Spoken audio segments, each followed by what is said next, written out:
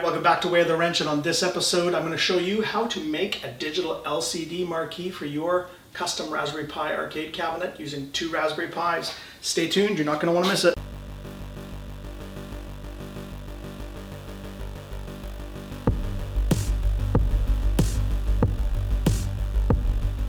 So for today's video we're going to break it down into 3 sections. The first section I'm going to show you how this digital marquee works, what parts you need, etc. Second stage is going to be some acknowledgements. I need to give some credit for the people that did all the work for me to be able to do this. And then the third part is literally going to be just coding and writing text into terminal and downloading programs and showing you exactly how to do this for your cabinet.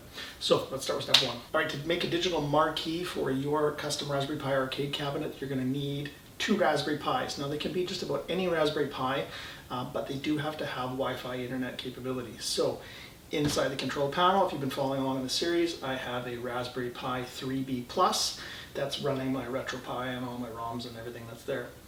Now up here for the digital marquee, I didn't need anything fancy. All I'm doing is switching photos. So it's got a Raspberry Pi 0W. W stands for the Wi-Fi internet is integrated into the board. All right, you're also going to need probably a computer or a TV so you can actually watch this video in a little bigger format. It's going to be really hard to see the commands that I want you to type in to SSH looking at your cell phone.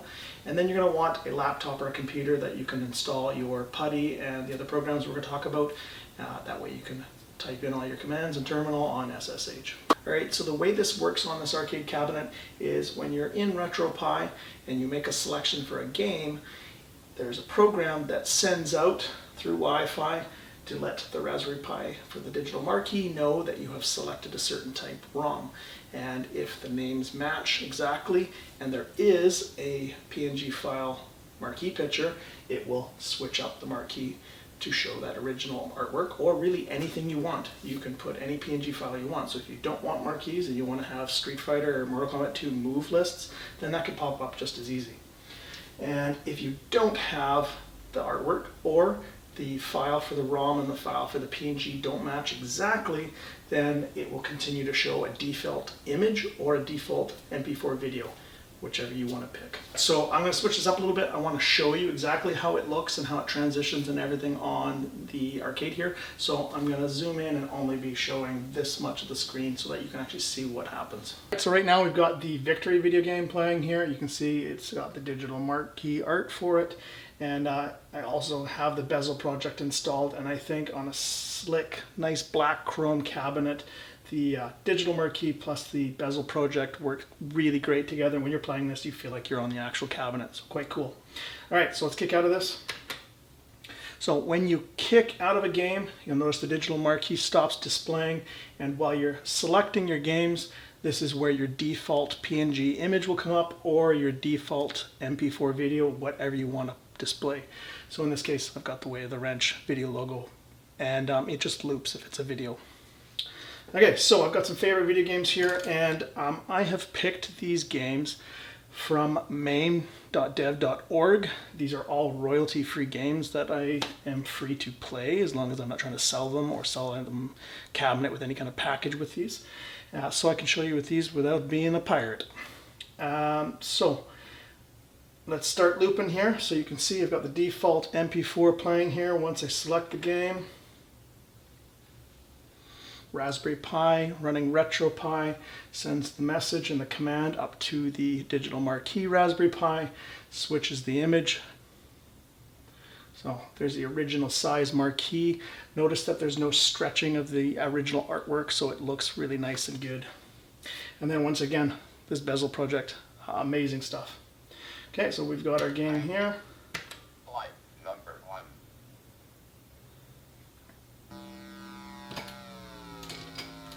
Okay, kick that out.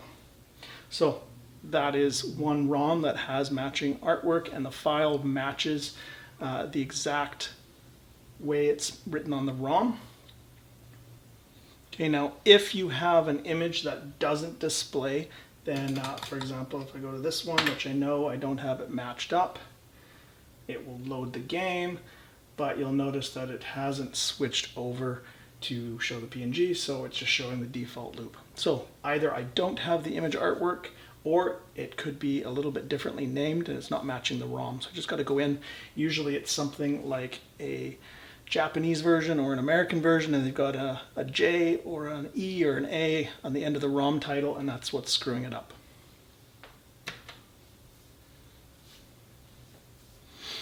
Now, another really cool reason why I went with the ultra widescreen instead of one of those Vitrolite, really skinny but not very tall monitors is that you could put any artwork you want in here. So some of the games actually had bigger marquee images, 720, Super Off-Road, Tubin, and here's another title here, Zooming Secretary. This is a homebrew ROM, so once again free to download and play, and you can get that from pdroms.com. And there you go, I found a really good, nice image to go up there for the Zooming Secretary, and it's a non-traditional marquee size, so it looks amazing up there while I'm playing my game.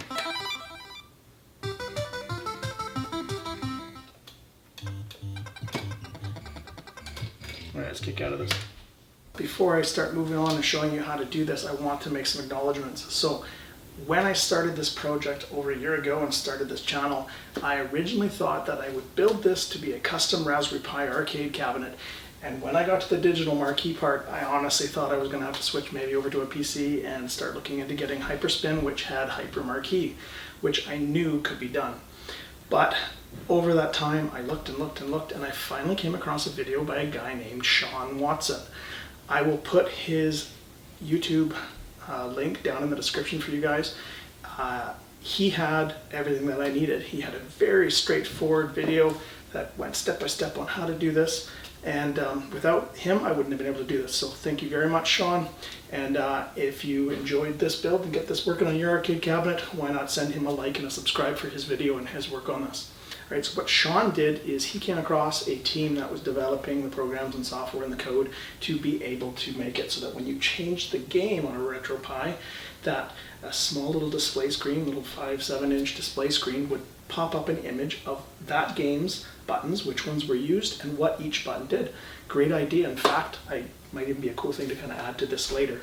Now what Sean did is he changed the pictures and the artwork and the code. Instead of popping up the picture of buttons, make it pop up a digital marquee, and so that's how this program was started. So once again, thank you very much to team at Texicate and to Sean Watson. I will put all of their links down below, and feel free to give them a like and a sub. This part of the video is showing you how to actually get this digital marquee working on your Raspberry Pis, what you have to enter into terminal for your code, what programs you have to install, etc. So if you are not making a digital marquee for your custom Raspberry Pi arcade cabinet, it is time for you to get out of here, because this video is going to get boring. So boring. Sorry, it's dry, it's coding, right? But on your way out, please give me a like and a sub, much appreciated. So those of you that are wanting to stick through the rest of the video so that you can get a digital marquee working on your two Raspberry Pis, here's some things to note, okay? First one is you are not going to watch the next 20 minutes and go, oh, okay, I'll go do it on my Pis. There's no way. It's too much code and things to download, etc. So what I highly recommend, have it up on a second display, computer, TV, and as I'm giving you a command or an instruction, you can just pause it, do what I'm asking you to do, unpause it, get to the next step, pause it. That's the way you're going to have to watch this video to get it to work properly, and then so that you don't have any syntax errors where you're put a decimal or a space where it's not supposed to be. Right, the second thing I've done with this video is instead of just showing you the whole screencast of my computer desktop, I've cut it out and zoomed up a little bit and zoomed in on some parts so that you can see what website I'm going to, what I'm typing in for commands, so it's a little bit easier for you guys to see. Third thing I've done in this video is I've taken the work from Sean Watson in his original 1.5-hour video, and I think he's got a 20 or 30 minute update video. I've taken that work and I've kind of rearranged the order of it so that you do all the work on one Pi before you move on to the next Pi, and I've also kind of sped up the process a little bit, trimmed out some stuff, and that way it doesn't take so long. And I've also added a couple things that didn't seem to work for me. One of them was that the static IP did not work properly for me. It worked great, and then 2 weeks later I started the machine and it just wouldn't work at all.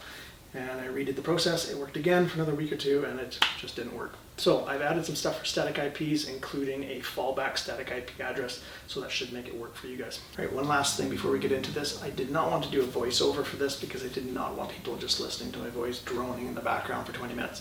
So what I've done is I've added some music in the background. If you don't like the music, just turn it down, turn it off, and just follow the instructions as they come up, pause them as needed, and enjoy.